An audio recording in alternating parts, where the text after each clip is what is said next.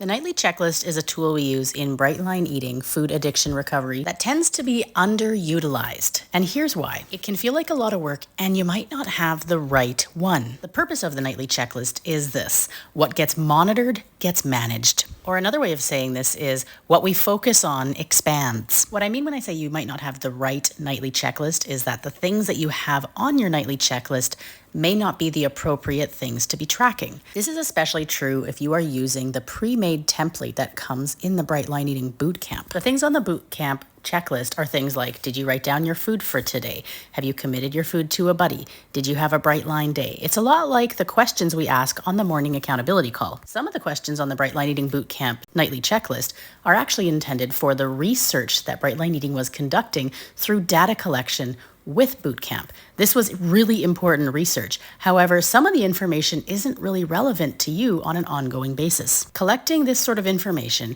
can feel pointless and therefore really demotivate you from having a nightly checklist. For example, during Bootcamp, it was really important for me to collect information about how hungry I was and what kind of cravings I was having.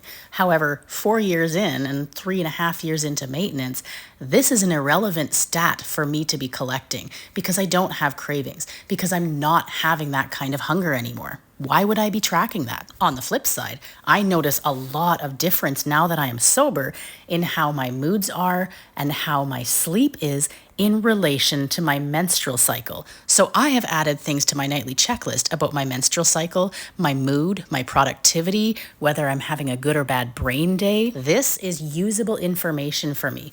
These are things I can correlate and I can causate and figure out whether having more sleep gives me a better brain day, whether during ovulation I tend to be more moody. Now, I know I have a lot of things on my nightly checklist, and that doesn't mean that yours needs to have quite this much. In fact, a nightly checklist might only have one question on it: was I bright today? That's enough. That's a nightly checklist.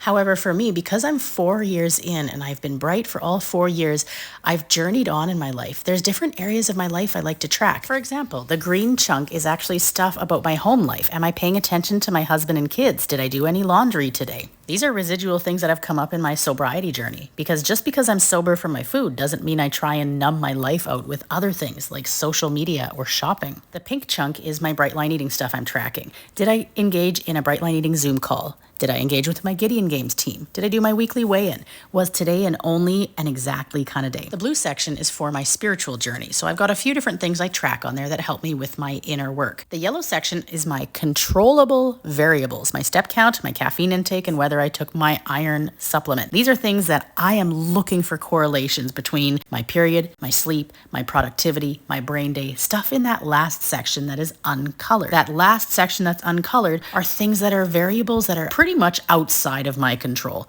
but I want to track them. These are the results. I am looking to see if all the stuff in the other categories affect the uncolored categories. So I challenge you to make a nightly checklist that is functional for your life. This underutilized tool is a key part of my addiction recovery, one day at a time.